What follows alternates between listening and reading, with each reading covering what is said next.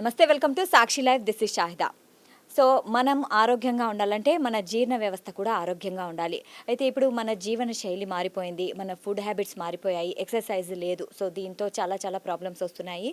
So ఇప్పుడు చాలామందికి bloating, acidity problems, ulcers ఇవి సాధారణమైపోయాయి. సో ఒకప్పుడు పెద్దవాళ్ళకే ఉండేవి, ఇప్పుడు యువతలో కూడా వస్తున్నాయి. సో వీటికి కారణాలు ఏంటి, సో ఎలాంటి జాగ్రత్తలు తీసుకోవాలి అనే విషయాలు ఇప్పుడు మనం మాట్లాడుకుందాము. ఈరోజు మనతో పాటు ఉన్నారు ప్రముఖ డాక్టర్ శరత్ చంద్ర గారు, గ్యాస్ట్రోఎంట్రాలజిస్ట్. నమస్తే సార్. నమస్తే అండి.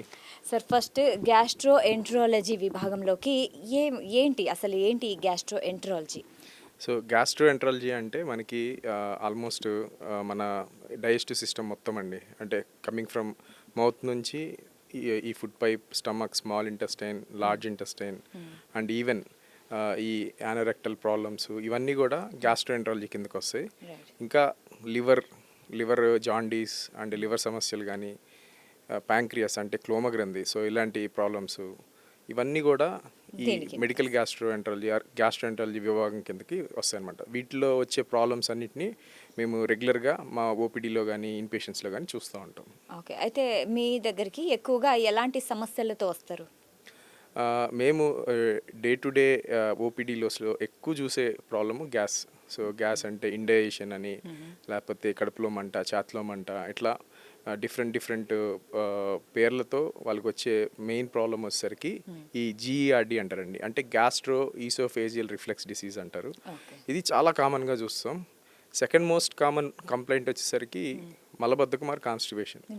సో ఇవి రెండు, ఇవే కాకుండా కొన్ని సీరియస్ ప్రాబ్లమ్స్ అంటే లివర్ ఇష్యూస్, అలాగే ప్యాంక్రియాటిక్ ఇష్యూస్ అంటే ప్యాంక్రియాటిస్ కానీ ఇట్లాగా.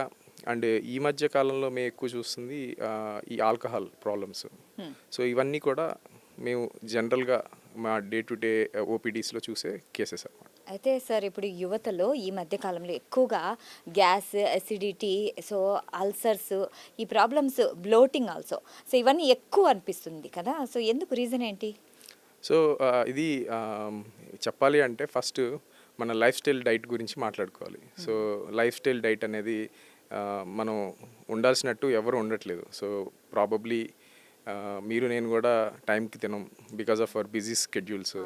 సో లేట్ నైట్ బిర్యానీస్, లేకపోతే ఎక్కువ ఫాస్ట్ ఫుడ్స్ ప్రిఫర్ చేయడం, ఇట్లా. అంతేకాకుండా ఈ కాఫీస్, టీస్ ఎక్కువ తాగడం, స్మోకింగ్, ఆల్కహాల్. సో ఇవే కాకుండా మనకి ఇప్పుడు లేటెస్ట్గా ఒకటి ఎక్కువ స్క్రోలింగ్ చేయడం, ఎక్కువ మొబైల్స్ చూడడం, నిద్ర డిస్టర్బ్ చేసుకోవడం, స్ట్రెస్ తీసుకోవడం, ఇవన్నీ కూడా ఈ గ్యాస్ట్రోఇంటెస్టైనల్ ప్రాబ్లమ్స్ ఆర్ ఈ ఎసిడిటీ, ఈ కడుపు ఉబ్బరం, ఈ ఇండైజెషన్ ప్రాబ్లమ్స్ అన్నిటికీ one of the main or root కాజ్గా చెప్పుకోవాలి. సో ఇవన్నీ కూడా మనకు కరెక్ట్గా ఉంటే సో మన డైజెషన్ కూడా బాగా అవుతుంది.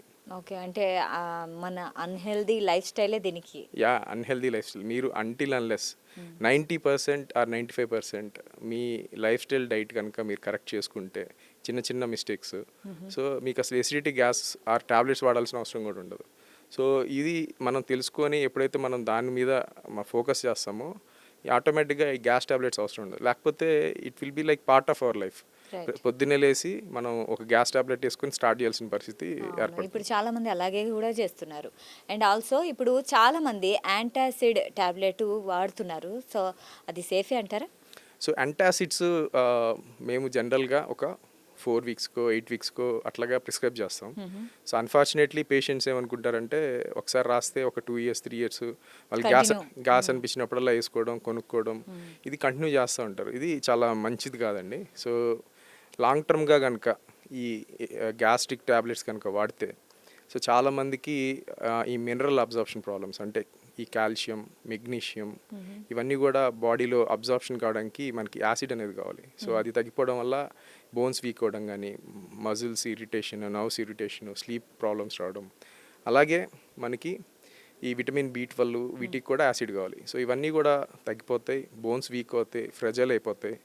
ఇంకా కొంతమందికి మతిమరుపు లాంటి ప్రాబ్లమ్స్ క్రానిక్గా వాడితే ఈవెన్ కిడ్నీ ప్రాబ్లమ్స్ కూడా ఈ లాంగ్ టర్మ్గా గ్యాస్ టాబ్లెట్లు వాడే వాళ్ళలో చూస్తూ ఉంటాం. సో దీన్ని మనం ఏదో ఒక మల్టీవిటమిన్, ఏదో ఒక పారాసిటమాల్ లాగా అబ్యూజ్ చేస్తున్నాం. So which is not correct అనమాట. సో మనకు కనుక ఈ గ్యాస్ టాబ్లెట్స్ ఆర్ ఈ మనం ఏమనుకుంటున్నామో ఈ ఒమిప్రోజోల్, ప్యాంటర్ప్రోజోల్ ఎక్కువగా కనుక యూజ్ చేస్తుంటే ఖచ్చితంగా డాక్టర్ని కలిసి సో అవసరం ఉన్నంత వరకు మాత్రమే యూజ్ చేయాలి. ఓకే. చాలా మంచి విషయం చెప్పారు. ఎందుకంటే ప్రతి ఇంట్లో ఆల్మోస్ట్ చాలామంది గ్యాస్ టాబ్లెట్లు ఇష్టం వచ్చినట్లు వాడేసుకుంటున్నారు మెడికల్ షాప్‌కెళ్ళి తీసుకొని. ఎగ్జాక్ట్లీ. సో దీనివల్ల చాలా ప్రాబ్లమ్స్ ఉన్నాయని మీరు చెప్తున్నారు. నిజంగా చాలా మంచి విషయం చెప్పారు. సో ఏ టాబ్లెట్ అయినా కూడా సైడ్ ఎఫెక్ట్స్ లేకుండా ఉండదు. సో మనం అంటే మన ప్రాబ్లమ్ని బట్టి మనం వాడాలి తప్పితే ఇట్ ఈస్ నాట్ లైక్ ఏం సైడ్ ఎఫెక్ట్స్ ఉండదు ఇది అన్నట్టు కంటిన్యూగా వాడితే మాత్రం చాలా ప్రాబ్లమ్స్ వస్తాయి. రైట్. అయితే ఫ్యాటీ లివర్ మనం ఈ మధ్య చాలా వింటున్నాము. అంటే ఇది ఓన్లీ ఆల్కహాల్ తాగే వాళ్ళకే వస్తుందా? లేకుంటే ఎక్కువ ఫ్యాట్ అంటే లావుగా ఉన్న వాళ్ళకి మాత్రమే వస్తుందా? So alcoholic fatty liver disease, non alcoholic fatty liver disease అని మేము బ్రాడ్గా 2 రకాలుగా డివైడ్ చేస్తామండి. సో ఆల్కహాల్ తీసుకునే వాళ్ళలో వస్తే దాన్ని ఆల్కహాలిక్ ఫ్యాటీ లివర్ అంటాం.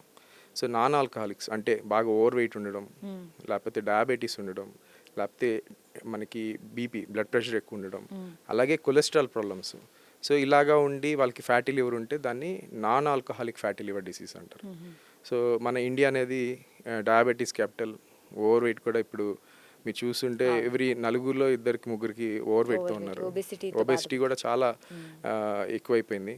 So because of sedentary life style అనుకోండి, బ్యాడ్ లైఫ్ స్టైల్ అనుకోండి, వెస్టర్నైజేషన్ ఆఫ్ ఫుడ్ అనుకోండి, లేకపోతే ఏదైనా అనుకోండి. సో దీనివల్ల మనం ఎక్కువ ప్రాబ్లమ్స్ని తెచ్చుకుంటున్నాం. సో దాంట్లో ఒకటి ఫ్యాటీ లివర్.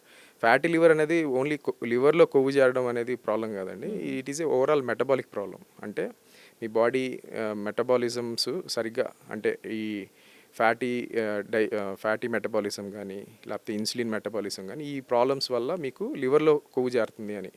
సో ఇది మనం ఒక ఓవరాల్గా చూడాలి తప్పితే ఒక లివర్ ప్రాబ్లమ్గా కాకుండా అంటిల్ అన్లెస్ మీరు ఓవర్ వెయిట్ ఉన్న వాళ్ళు బరువు తగ్గడం, డయాబెటీస్ని కంట్రోల్ చేసుకోవడం, బీపీ ఉంటే వాటిని కంట్రోల్ చేసుకోవడం, కొలెస్ట్రాల్ తగ్గించుకుంటే ఈ ఫ్యాటీ లివర్ అనేది రివర్స్ అవుతుంది. సో ఆల్కహాల్లో వచ్చే ఫ్యాటీ లివర్ మనం ఆల్కహాల్ స్టాప్ చేసి సో మనం గ్రాడ్యువల్గా చేసుకుంటే అది కూడా రివర్స్ అవుతుంది. అంటే ఫ్యాటీ లివర్ మనకి నయం అవుతుందా? ఫ్యాటీ లివర్ అనేది ఖచ్చితంగా నయం అవుతుంది. సో ఫ్యాటీ లివర్ ఎవరిలో కొంచెం సీరియస్ అవుతుంది అంటే ఏజ్ మోర్ దాన్ 45 అండి. సో వాళ్ళకి ఒక 10-15 ఇయర్స్ నుంచి diabetes, hyper tension, cholesterol problems అవి కూడా అన్కంట్రోల్ ఉండి సో అలాంటి వాళ్ళల్లో ఈ ఫ్యాటీ లివర్ అనేది కొంచెం ప్రమాదం. ఎందుకంటే ఇది ఫ్యాట్ డిపాజిషన్ స్లోగా లివర్ని ఇన్ఫ్లమేషన్ ఇరిటేట్ చేయడము, తద్వారా ఫైబ్రోసిస్ అంటే స్కారింగ్ ఫామ్ అయ్యి లివర్ సిరోసిస్ అనే స్టేజ్కి వెళ్తుంది. సో ఆ స్టేజ్కి వెళ్తే మనం పెద్దగా చేసేది ఏం లేదు. సో ఈ ముందల స్టేజ్లో కనుక మనం పికప్ చేసి మనం అంటే ఈ ఏవైతే ప్రాబ్లమ్స్ ఉన్నాయో వాటిని మనం స్టాప్ చేయడం ఆర్ రివర్స్ చేయగలిగితే ఈ ఫ్యాటీ లివర్ కూడా చాలా వరకు రివర్స్ అయిపోతుంది. సో ఇంకా ఇంట్రెస్టింగ్ ఏంటంటే మన ఇండియాలో ఇప్పుడు ఓవర్ వెయిట్కి చాలా మెడిసిన్స్ వచ్చాయి. సో సిమాగ్లూటైడ్ అని, మనం టిర్జపిడ్, మాన్జోరో అని ఇట్లా చాలా వచ్చినాయి. సో ఇవి ఇప్పుడు ఫాస్టెస్ట్ ఏమంటారు మూవింగ్ మెడికేషన్స్గా చెప్పుకుంటున్నారు. ఏది మన పారాసిటమాల్, ఒక ప్యాంటాప్రోజోల్ లాగా. సో వాళ్ళు ఓవర్ ద కౌంటర్ వచ్చి విక్స్బిల్లా కొనుక్కొని వెళ్ళిపోతున్నారు. సో అంత ఎక్కువ చేస్తున్నారు. సో అంత ఎక్కువ ఉంది మనకు ఒబేసిటీ కానీ ఓవర్ వెయిట్ ఇష్యూస్. సో ఇవన్నీ కూడా it is going to help for fatty liver. Okay sir, ఇప్పుడు స్ట్రెస్, డిప్రెషన్, యాంగ్జైటీ ఉంటాయి కదా, సో వీటి ప్రభావం కూడా మన జీర్ణ వ్యవస్థపై పడుతుందా? సో ఒక ఇంట్రెస్టింగ్ ఫ్యాక్ట్ ఏంటంటే మీ 80-90%, 80 అండ్ ఒక 70-80% మీ ఇంటెస్టైనల్ ఇరిటేషన్ కానీ ఇండైజెషన్ ప్రాబ్లమ్స్కి కారణం నాట్ ఫుడ్. మనం ఫుడ్ పాయిజనింగ్ అనుకుంటాం. నేను బయటకు వెళ్ళాను, ఏదో తిన్నాను, నాకు స్టమక్ అప్సెట్ అయింది అలా అనుకుంటూ ఉంటాం. యాక్చువల్లీ అది కాదు. So because of stress, because of anxiety, because of వేరే సైకలాజికల్ ఇష్యూస్ వల్ల కూడా it will adversely effect your intestine అనమాట. సో డిప్రెషన్ ఉన్న వాళ్ళకి గట్లో ప్రాబ్లమ్స్ చెప్తూ ఉంటారు. యాంగ్జైటీలో ఉన్న వాళ్ళు గట్లో ప్రాబ్లమ్స్ చెప్తూ ఉంటారు. అంటే ఇండైజెషన్ కానీ, ఎసిడిటీ కానీ, ఎక్కువసార్లు మోషన్కి వెళ్తున్నానని, బ్లోటింగ్ అని, ఇవన్నీ కూడా యాంగ్జైటీ, డిప్రెషన్ ఇట్లా ఉన్న వాళ్ళు కూడా చాలా కంప్లైంట్ చెప్తూ ఉంటారు. సో మనం ప్రతిసారి ఏమనుకుంటాం, ఏదో ఫుడ్ పాయిజనింగ్ మనం ఆబ్వియస్లీ అడుగుతాం, ఏం తిన్నావు అంటే 2 రోజుల క్రితం బయట తిన్నా, మనం ఇది ఈజ్ ఏ ఫుడ్ పాయిజనింగ్ అనుకుంటూ ఉంటాం. So actually it is a gut brain axis.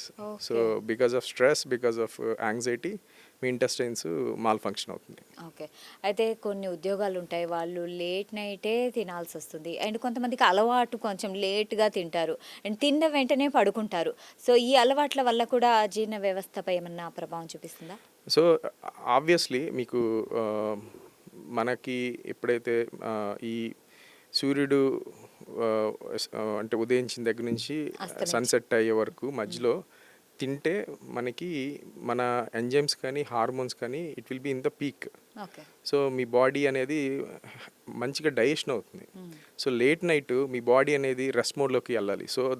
So that మీరు నిద్రలోకి వెళ్తారు. మీరు ఆ టైంలో మీరు హెవీ ఫుడ్ తీసుకుంటే సో మీ బాడీ అనేది ఈ ఎంజైమ్స్ హార్మోన్స్ ఇప్పుడు మీకు స్లీప్ అవ్వాలి అంటే మీ కార్టిసోల్ తగ్గిపోవాలి. సో మిమ్మల్ని కొంచెం కూల్ డౌన్ చేయాలి. సో మీ ఇన్సులిన్ తగ్గిపోతూ ఉంటుంది. సో ఆ టైంలో మీరు హెవీ ఫుడ్స్ తీసుకున్నారనుకోండి it will be burden to your intestines.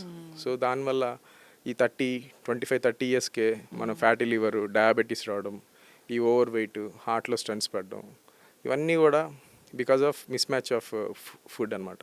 So best time ఏంటంటే 8 బిఫోర్ 6:37 లోపల మనం తీసుకోగలిగితే అంటే 80% ఆఫ్ మీ క్యాలరీ ఇంటేక్ మొత్తం 100% తినక్కల్లా నైట్ ఒక స్మాల్ పోర్షన్ ఆ 7 తర్వాత చాలా తక్కువ తింటే మీకు హెల్త్ పరంగా చాలా మంచి జరుగుతుంది. సో మనం ఇప్పుడు మీరు చెప్పినట్టు నైట్ షిఫ్ట్ వర్కర్స్ ఏదో ఎంగేజ్లో కొన్ని రోజుల వరకు బాగానే ఉంటుందండి. ఇఫ్ ఇట్ కంటిన్యూస్గా మీరు ఒక 2 years 3 years చేశారంటే డెఫినెట్గా అది హెల్త్ మీద ప్రభావం చూపిస్తుంది. డెఫినెట్గా వాళ్ళకి హెల్త్ ఇష్యూస్ ఇప్పుడు ఫీమేల్స్లో అయితే over weight, PCOD, some depression, anxiety. ఇప్పుడు స్లీప్ అనేది చాలా important. Right. So sleep disturb అయిపోయి మీకు హార్మోన్స్ ఇవన్నీ మీద ఎఫెక్ట్ చూపిస్తుంది. ఓకే. అంటే స్లీప్ అంటే కొంతమంది నైట్ షిఫ్ట్స్ ఉంటాయి కదా! సో, నైట్ మేలుకొని డే టైమ్‌లో స్లీప్ చేస్తే సరిపోతుందా? లేకుంటే స్లీప్ ఓన్లీ నైటే ఉండాలా? సో ఇట్లాంటిదే ఒక ఇంట్రెస్టింగ్ ఒక స్టడీ చేశారు. So same food, same everything, exercise ఒకళ్ళు మార్నింగ్ వర్క్ చేస్తారు, ఒకళ్ళు నైట్ పడుకుంటారు, నైట్ వర్క్ చేస్తారు, మార్నింగ్ పడుకుంటారు. సో అన్నీ మిగిలిన అన్నీ కూడా same factors, same age test చేస్తే నైట్ షిఫ్ట్స్ వాళ్ళకి ఈవెన్ అన్నీ మ్యాచ్ అయినా కూడా వాళ్ళకి high risk of cholesterol, sugar, ఇవన్నీ ఉన్నాయని చెప్పి చెప్తున్నారు. సో నైట్ టైం ఈ స్లీప్ అదేమంటారు రివర్సల్ అవును. డెఫినెట్గా ఇట్ ఎఫెక్ట్స్ యూ. ఓకే. కొంతమంది జాబ్స్ ఉంటాయి. అంటే కొంచెం డిఫెన్స్‌లో ఉండొచ్చు, లేకుంటే పోలీస్ వ్యవస్థలు వాళ్ళు వీళ్ళు అండ్ వాళ్ళు సరిగ్గా టయానికి భోజనం చెయ్యరు. సో, టయానికి భోజనం చెయ్యకుండా వాళ్ళు ఎలా వాళ్ళ హెల్త్‌ని కాపాడుకోవాలి? వాళ్ళ అంటే గట్ హెల్త్ గానీ అండ్ జీర్ణ వ్యవస్థపై ఎలా ప్రభావం కాకుండా చూసుకోవాలి? సో అది అంటే అసలు ఫస్ట్ మనం డైజెషన్ ఇష్యూస్ రాకుండా ఉండాలంటేనే చెప్పేది టైంకి తినమని. సో టైంకి తినకపోయినా కూడా అంటే at least if they carry some small snack, readymade snacks అంటే ఒక బనానానో, యాపిల్, లేకపోతే సమ్ కైండ్ ఆఫ్ ఫ్రూట్, దానికి ఏమీ మనం చేయాల్సింది కూడా అవసరం లేదు. సో అట్లీస్ట్ అలాంటి ఫ్రీక్వెంట్గా తీసుకుంటా ఉన్నా కూడా at least we can major portion తినకపోయినా మైనర్ పోర్షన్స్ ఫ్రీక్వెంట్గా తీసుకోవడం వల్ల కూడా we can prevent gut issues. Okay. So first మేము అందరు చెప్పేది టైంకి తినండి. టైంకి తినకపోతే విల్ గెట్ ప్రాబ్లమ్స్. సో ఎందుకంటే మీరు రోజు ఒక బాడీని ట్రైన్ చేస్తున్నారు. మీరు 8 గంటలకు బ్రేక్ఫాస్ట్ చేస్తున్నారు. సో 8ంటికి మీకు ఆటోమేటిక్గా సబ్కాన్షియస్గా మీ బాడీ సెన్స్ చేస్తుంది, ఇప్పుడు తింటాడు నాకు యాసిడ్ రావాలి. సో మీరు ఆ టైంని మిస్ అయిపోయారు అనుకోండి, so there will be a mismatch. Already acids వచ్చేసి ఉంటాయి, మీ బాడీ ట్రైన్ అయిపోయి ఉంటుంది. So definitely you will get gastric issues. Okay. ఇప్పుడు కాన్‌స్టిపేషన్ చాలామంది సాధారణ సమస్య అనుకుంటారు కదా! సో, ఇది ఎంతవరకు పెద్ద సమస్య అంటారు? కాన్స్టిపేషన్ అసలు చాలామంది కాన్స్టిపేషన్ అంటే రోజు మార్చి రోజు వెళ్ళడం, లేకపోతే 2 రోజులకు ఒకసారి వెళ్తేనే కాన్స్టిపేషన్ అనుకుంటుంటారు. మేము ఫ్రీక్వెంట్గా అడుగుతూ ఉంటాం ఓపీలో, మీకు ఏమైనా కాన్స్టిపేషన్ ఆర్ మలబద్ధకం ప్రాబ్లం ఉందంటే అసలు నాకేం లేదు అని చెప్తూ ఉంటారు. బికాస్ దే ఆర్ అన్అవేర్ అన్నమాట. సో మీకు అంటే ఇన్కంప్లీట్ ఫీలింగ్, అంటే మోషన్కి వెళ్ళినా కూడా ఇంకా లోపల ఉంది అని నాకు ఫీలింగ్, మల్టిపుల్ టైమ్స్ వెళ్ళడం, అంటే ఒకసారి మొత్తం క్లియర్ కాకుండా ఒకసారి కొంచెం అట్లా వెళ్ళినా కూడా కాన్స్టిపేషనే. స్ట్రెయిన్ చేసినా కాన్స్టిపేషనే. కొంతమంది హార్డ్గా మోషన్ అవుతుంది, అది కూడా కాన్స్టిపేషనే.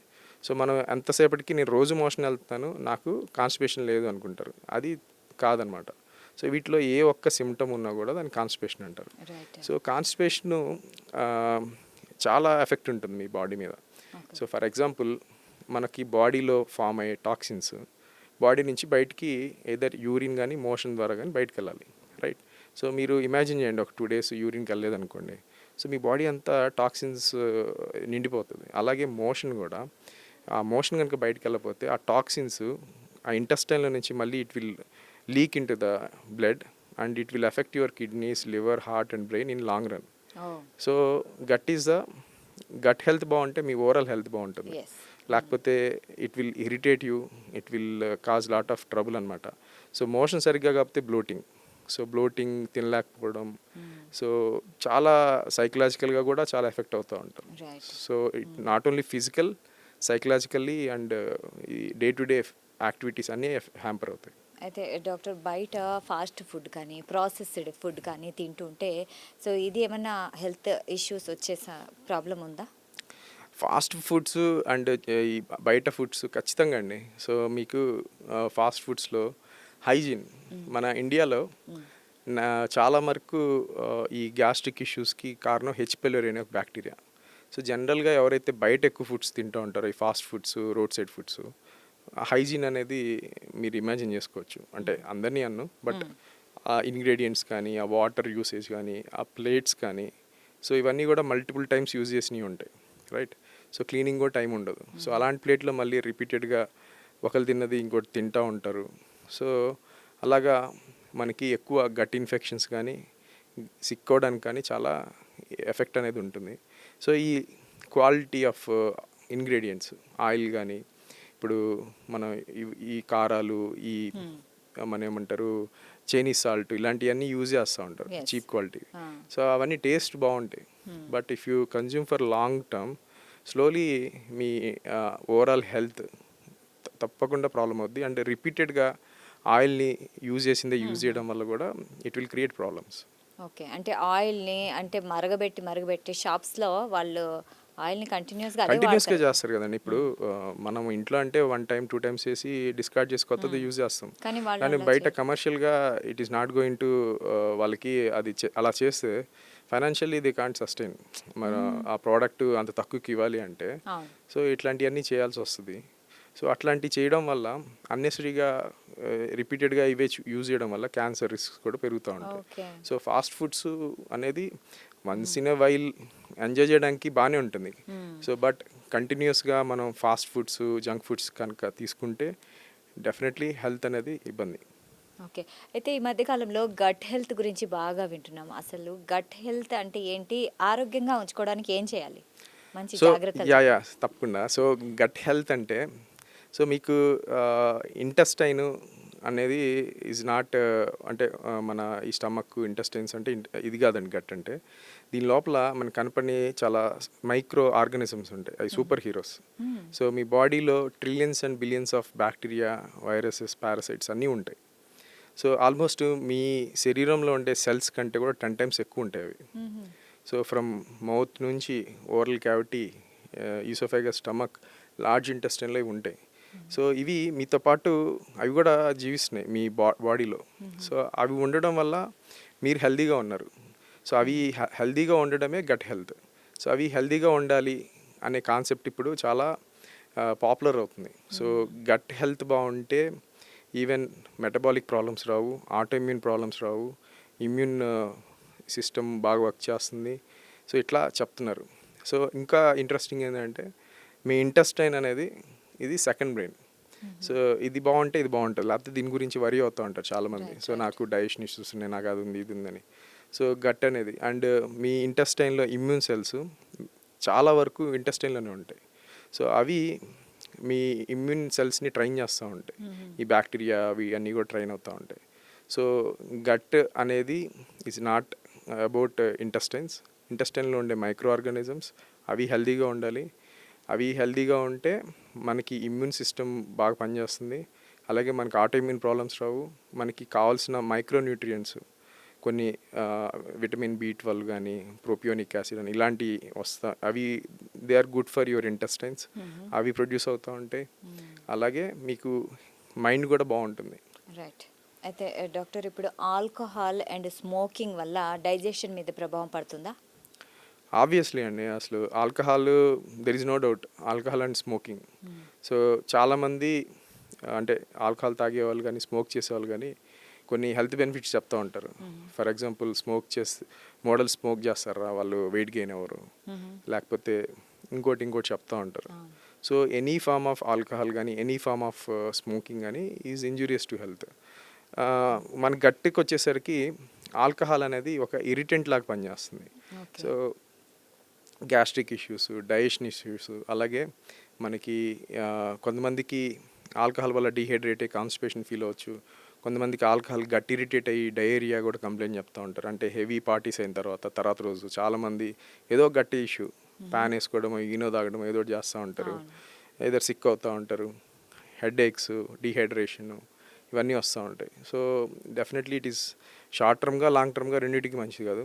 ఇంకా రీసెంట్గా అయితే ఆల్కహాల్, మీకు ఆల్కహాల్ కాజెస్ క్యాన్సర్ అనేది మన ఆస్ట్రేలియా, యూకే, యూఎస్లో కంపల్సరీ మెన్షన్ చేయాలి. సో ఒకప్పుడు లిమిట్గా తాగితే హెల్త్కి మంచిదని చెప్పేవాళ్ళు. ఇప్పుడు even 1 single drink per day also can cause cancer. So ఇది న్యూ థింగ్ ఇన్ ఆల్కహాల్ అనమాట. So is definitely not good.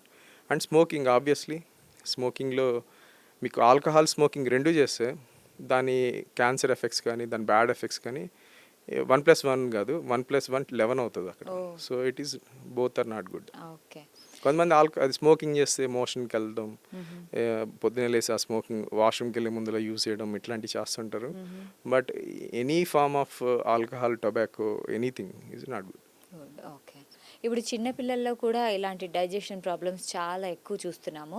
So వాళ్ళు ఆరోగ్యంగా ఉండాలంటే జాగ్రత్తలు ఏముంటాయి? సో ఫస్ట్ పేరెంట్స్గా మనం ఐడియల్గా ఉండాలండి. వాళ్ళకి మనం తినే అన్ని జంక్స్, కూల్ డ్రింక్స్ తాగుతా, పిజ్జాలు, బర్గర్లు తింటా, అరే నువ్వు అవి తినకూడదు, నువ్వు ఇదేంటి ఓన్లీ ఫ్రూట్సే తినాలి, సో మీరు అట్లాంటివి తినాలి అని మీరు వాడికి రోల్ మోడల్గా ఉండాల్సిన దగ్గర మీరు చేసేది చేస్తా వాడిని తినమంటే అట్లా వర్క్ అవ్వదు. అండ్ మోర్ ఓవర్ ఇప్పుడు ఎంత ఫుడ్ చైన్లోకి ఈ అల్ట్రా ప్రాసెస్ ఫుడ్స్ వెళ్ళిపోయినాయంటే, మీరు ఒక షాప్కి వెళ్ళి వాళ్ళకి కనపడేవన్నీ ఇవే ఉన్నాయి. Biscuit packets, chips, cool drinks, ice creams ఇవే కనపడుతున్నాయి. సో ఇవన్నీ తింటే సో డెఫినెట్లీ ఎప్పుడో 20s 30sలో రావాల్సిన డైజెషన్ ఇష్యూస్ పిల్లల్లో స్టార్ట్ అయిపోతున్నాయి. సో డెఫినెట్లీ ఇవి ఒక గవర్నమెంట్ పాలసీస్ లాంటివి తీసుకొచ్చి స్కూల్ దగ్గర కానీ పిల్లలకి కానీ అమ్మకూడదు అలాంటివి ఏమన్నా చేస్తే తప్పితే, సో వీటిని మనం ఈ ఫుడ్ సైకిల్లో నుంచి తీయకపోతే డెఫినెట్లీ హెల్త్ ఇష్యూస్ తొందరగానే స్టార్ట్ అవుతాయి. రైట్. అయితే ప్రజల్లో కొన్ని అపోహలు అనొచ్చు, వాళ్ళ కొన్ని నమ్మకాలు ఉన్నాయి. వాటి గురించి మనం మాట్లాడుకుంటే, ముందుగా ఎవరికైతే గ్యాస్ సమస్య ఉందో వాళ్ళకి అల్సర్ ఖచ్చితంగా ఉంది అనుకుంటారు. ఇది ఎంతవరకు నిజం? సో గ్యాస్ సమస్య, అల్సరు అది అంటే అంటిల్ అన్లెస్ మనం టెస్ట్ చేస్తే తప్పితే క్లినికల్గా అంటే వాళ్ళ సిమ్టమ్స్ వైజ్ ఆల్మోస్ట్ సేమ్ ఉంటాయండి. సో ఒక్కొక్కసారి మేము 2 రోజుల నుంచి గ్యాస్ ప్రాబ్లంతో, నాకు అంతవరకు ఏం లేదు, 2 రోజుల నుంచే గ్యాస్ నొప్పి ఉంది అని వచ్చి ఎండోస్కోపీ చేస్తే అల్సర్ ఉన్న వాళ్ళు ఉన్నారు.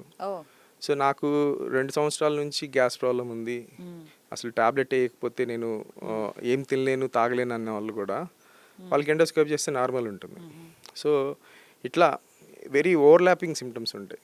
కాకపోతే ఎవరికైతే కడుపు నొప్పి, మోషన్ నల్లగా అవడం, ఆర్ కాఫీ కలర్ వామిటింగ్ అవడం, బరువు తగ్గడం, ఇట్లాంటి రెడ్ ఫ్లాగ్ సైన్స్ అంటాం. ఇట్లాంటి మనం ఉండి గ్యాస్ట్రిక్ సమస్యలు అంటే గ్యాస్ ప్రాబ్లం, తేపులు, కడుపు ఉబ్బరంగా ఉంటే వాళ్ళు నెగ్లెక్ట్ చేయకూడదు. ఇది సింపుల్ గ్యాసే అనుకొని గ్యాస్ టాబ్లెట్లు వేసుకోకుండా వాళ్ళు మాత్రం ఖచ్చితంగా. ఓకే సార్, ఇప్పుడు తేన్పులు అన్నారు కదా, సో తేన్పులు కొంతమందికి తిన్న వెంటనే తేన్పులు వస్తూనే ఉంటాయి. ఇది ఏమన్నా అంటే రెడ్ ఫ్లాగ్ సిగ్నల్ అని అంటారా? తేన్పులు ఆర్ బర్పింగ్.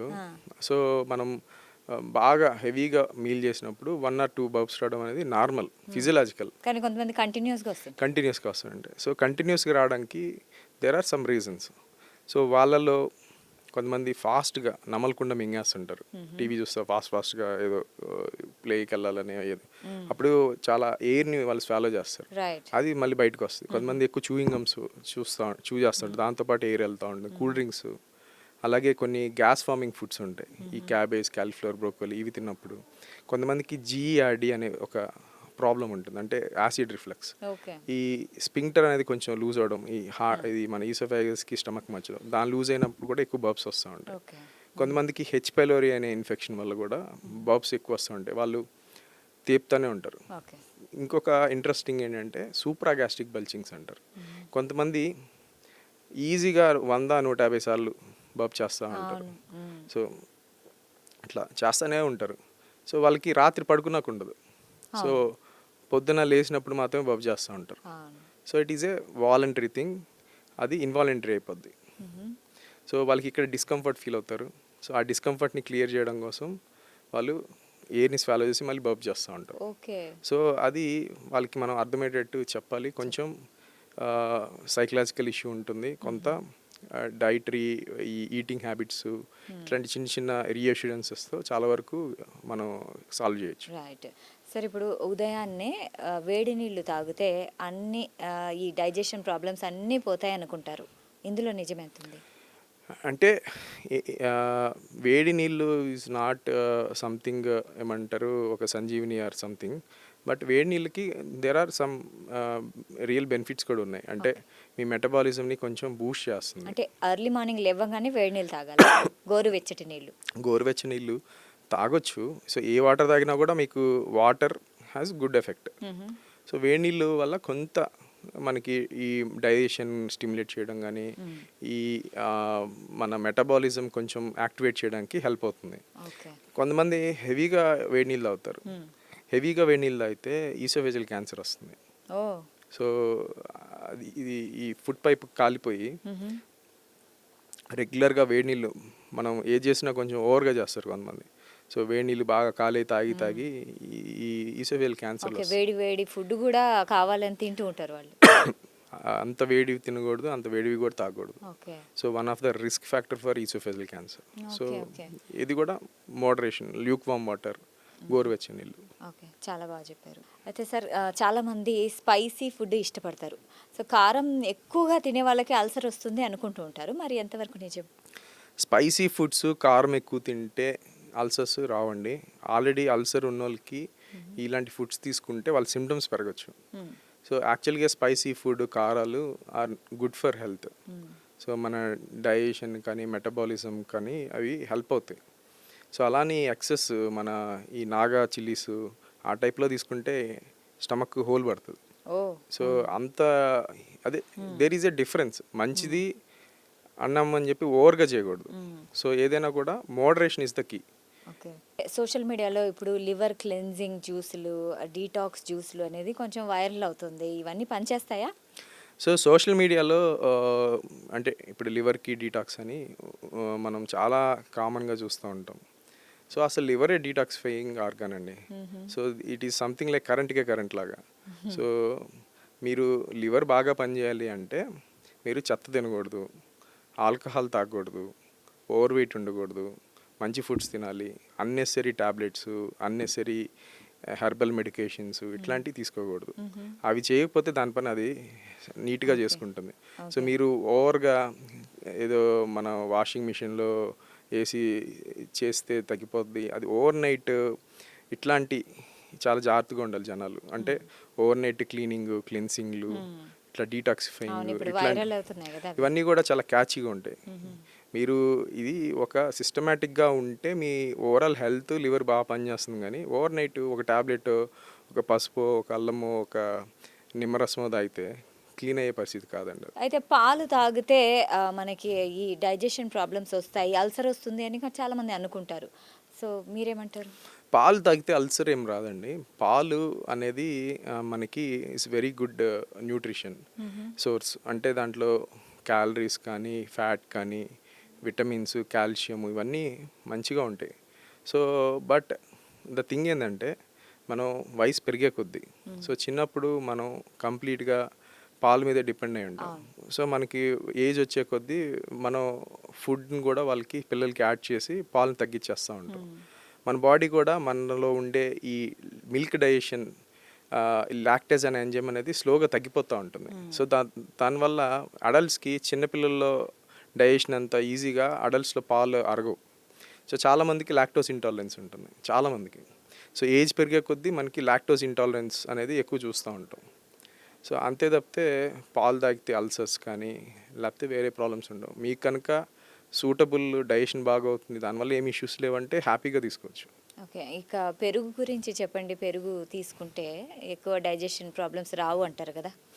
పెరుగు అనేది it's very very good, very good అండి. అంటే ఇప్పుడు దీని మీదే చాలామంది వీడియోస్, చాలామంది సూపర్ ఫుడ్ అసలు అది ఇది అని చెప్తారు. ఒక రకంగా సూపర్ ఫుడ్డే. బికాస్ పెరుగులో మనకి మంచి బ్యాక్టీరియా అనేది ఉంటుంది. సో మీరు ఇందాక అనుకున్నాం గట్ బాగుండాలంటే లిటరలీ మీ ఇంటెస్టైన్ లైనింగ్ బాగుండాలని కాదు, దాంట్లో ఉండే ఈ బ్యాక్టీరియా వైరస్ బాగుంటే మీరు బాగుంటారు. రైట్. సో ఇలాంటి పెరుగు ఇవి ఏంటంటే చాలా కంటికి కనిపిన సూక్ష్మక్రిములు చాలా ఉంటాయి. సో అవన్నీ కూడా మన ఇంటెస్టైన్ హెల్త్ని మంచి చేయడంలో హెల్ప్ చేస్తుంది.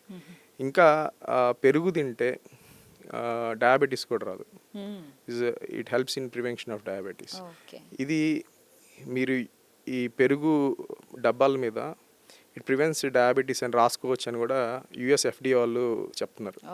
సో పెరుగు ఈజ్ గుడ్. చాలా మంచి విషయం చెప్పారు. అయితే ఇప్పుడు హార్ట్ ప్రాబ్లమ్స్తో హార్ట్ పెయిన్, ఛాతీలో నొప్పి అనేసి డాక్టర్ దగ్గరికి వెళ్తారు.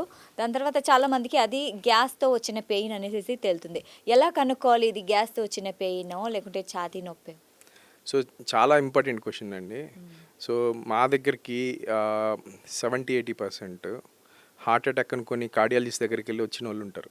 అది వాళ్ళకి లేట్గా తెలుస్తుంది ఇది గ్యాస్ నొప్పి అని. సో ఈ స్టమక్ అనేది మనకి ఫుడ్ పైప్ అనేది సెంటర్లో ఉంటుంది, స్టమక్ అనేది లెఫ్ట్కి ఉంటుంది. సో గ్యాస్ పెయిన్ కూడా లెఫ్ట్ సైడే వస్తుంది. సో ఈ పెయిన్ వచ్చినప్పుడు ఇది హార్ట్ పెయినా గ్యాస్ పెయిన్ అన్న డిఫరెన్స్ తెలియక చాలామంది ప్యానిక్ అవుతారు.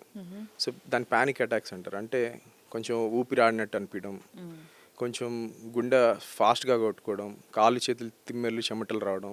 చాలామంది దే రష్ టు ఎమర్జెన్సీకి వెళ్ళిపోయి ఈసీజీ, 2D ఎక్కువ హార్ట్ స్కాను అన్నీ చేపించేసుకుంటారు. కార్డియాలజిస్ట్ని మల్టిపుల్ టైమ్స్ కలుస్తూ ఉంటారు. నాకు ఇక్కడ ఇట్లా అవుతుంది, ఇక్కడ అవుతుంది, ఇక్కడ వస్తుంది pain. So they get panic అనమాట, ఎస్పెషల్లీ యంగ్ పీపుల్. సో వాళ్ళు మల్టిపుల్ టైమ్స్ వెళ్ళడం, ఈ టెస్ట్లన్నీ చేసుకోవడం, నార్మల్ ఉండడం, ఒక గ్యాస్ ఇంజెక్షన్ ట్యాబ్లెట్ తీసుకోవడం, తగ్గడం, మళ్ళీ ఇంటికి వెళ్ళడం, మళ్ళీ ఒక 2 days తర్వాత మళ్ళీ సేమ్ థింగ్ హ్యాపెన్స్ అనమాట. సో హార్ట్ పెయిన్ అనేది యూజువల్ గ్యాస్ పెయిన్ అనేది ఇక్కడ గ్యాస్ స్టక్ అయినప్పుడు అనిపిస్తుంది. ఏదర్ బర్పో గ్యాసో పాస్ చేసిన తర్వాత పెయిన్ తగ్గిపోతుంది. సో ఆ 1-2 minutes ఇబ్బంది పడతారు. అండ్ ఇఫ్ దే సీ ఆ గ్యాస్ టాబ్లెట్ వేసుకున్నప్పుడు చాలా రిలీఫ్ వచ్చేస్తుంది. అదే హార్ట్ పెయిన్లో మీకు అలా ఉండదు. So heart pain something different. So ఇక్కడ హెవీనెస్ ఫీల్ అవడం, స్క్వీజింగ్, చెమటలు పట్టడం, అండ్ మీకు అర్థమైపోతుంది ఇది something different, it's not routine gas pain అని. అండ్ మీరు కొంచెం నడంగానే ఇంకా కళ్ళు తిరగడం, వీక్ అయిపోవడం, మీకు తెలియకుండానే యూరిన్ మోషన్ పాస్ అయిపోవడం, ఆర్ ఇది అనేది చాలా డిఫరెంట్ ఉంటుంది. సో యూజువల్గా యంగ్ పీపుల్లో ఇలాంటి కన్ఫ్యూజన్ అనేది ఏర్పడి చాలామంది దే గెట్ ప్యానిక్ అయిపోతూ ఉంటారు. చివరిగా సార్, ఇప్పుడు ఎసిడిటీ అనేది ఎలాంటి ప్రొఫెషన్స్కి వస్తుంది ఎక్కువ? ఎసిడిటీ అనేది ఇది ప్రొఫెషన్కి లింక్ చేయలేము. బట్ మనకి ఇప్పుడున్న కరెంట్ థింగ్స్లో ఎక్కువ సాఫ్ట్వేర్ ప్రొఫెషన్లో ఎక్కువ చూస్తున్నాం. Because of sedentary life style. వాళ్ళు ఒకటే చోట కూర్చుంటున్నారండి. మార్నింగ్ ఎప్పుడో సిస్టమ్ ముందు కూర్చుంటే ఈవినింగ్ లేట్ నైట్ వరకు ఆ సిస్టమ్ ముందులే వర్క్ చేయడం కంటిన్యూస్గా 8 hours 10 hours కదలకుండా. అండ్ వాళ్ళు ఫుడ్ హ్యాబిట్స్ కూడా చాలా ఇర్రెగ్యులర్గా ఎర్రాటిక్గా ఉంటున్నాయి. అండ్ వాళ్ళ ఫుడ్లో చూసుకుంటే ఎక్కువ ఫాస్ట్ ఫుడ్సే ఉంటున్నాయి. ఎక్కువ ఫాస్ట్ ఫుడ్స్, ఎక్కువ అవుట్ సైడ్ ఫుడ్స్ ఎక్కువ తీసుకుంటున్నారు. అంతేకాకుండా ఆల్కహాల్ స్మోకింగ్ కూడా ఇప్పుడు ఈ సాఫ్ట్వేర్ ఆర్ యంగ్ పీపుల్లో ఎక్కువ చూస్తున్నాం. Night shifts, stress. సో ఇవన్నీ కూడా ఈ ఎసిడిటీ, ఈ ఇండైజెషన్, గ్యాస్ ప్రాబ్లమ్స్కి. సో ఎక్కువ వీళ్ళ చూస్తాం. అది ఈజ్ నాట్ ఎక్స్క్లూజివ్లీ సాఫ్ట్వేర్ అని కాదు. సో ఎవరైతే ఇలాంటి సిమిలర్ లైఫ్ స్టైల్ ఉంటుందో అందరిలో ఈ గ్యాస్ ప్రాబ్లం అనేది చూస్తాం. సో ఇప్పుడే మీరు ఆహార పదార్థాలు అన్నారు. సో ఎలాంటి ఫుడ్ హ్యాబిట్స్ ఉండాలి మనకి, మన గట్ హెల్త్ కానీ మన స్టమక్ హెల్తీగా ఉండాలంటే?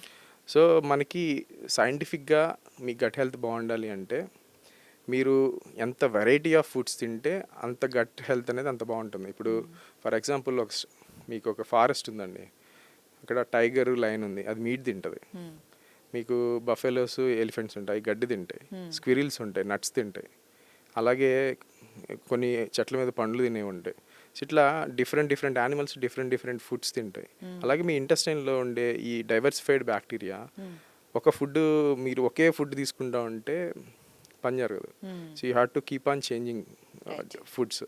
అంటే ఎక్కువ ఆకుకూరలు, అన్ని కలర్స్ ఉండేవి ఆకుకూరలు, పండ్లు రెడ్గా ఉండేవి, ఎల్లోగా ఉండేవి, గ్రీన్గా ఉండేవి, వైట్గా ఉండేవి.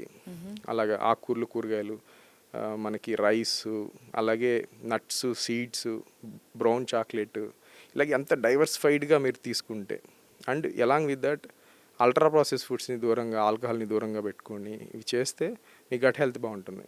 సో ఒక ఫుడ్, ఒక సూపర్ ఫుడ్ తిని ఒక పెరుగున్నం తినేసాను ఇంకా అంత అయిపోయిందంటే కాదు. సో ఎంత డైవర్సిఫైడ్గా తింటే మీ ఇంటెస్టైన్ ఆర్ గట్ హెల్త్ అనేది అంత బాగుంటుంది. రైట్. సో చాలా చాలా థ్యాంక్స్ అండి, మీ వాల్యుబుల్ టైం ఇచ్చారు, మీ వాల్యుబుల్ అంటే మీరు ఇంత మంచి మాటలు చెప్పారు. ప్రతి ఒక్కరికి ఎవరైతే చూస్తున్నారో ప్రతి ఒక్క పాయింట్ కూడా అందరికీ యూస్ఫుల్లే. Thank you so much. నమస్తే అండి. సో చూసారు కదా, సో మన గట్ హెల్త్ కానీ మన జీర్ణ వ్యవస్థను కానీ ఆరోగ్యంగా ఉంచుకోవాలంటే ఎలాంటి జాగ్రత్తలు తీసుకోవాలి అండ్ ఏ పనులు మనం చేయకుండా ఉండాలి అనే అంశాలు ఈరోజు మనం తెలుసుకున్నాం కదా. సో ఇది వాటి కార్యక్రమం. మరో కార్యక్రమంలో మళ్ళీ కలుద్దాం. అంటిల్ దెన్ కీప్ వాచింగ్ సాక్షి టీవీ.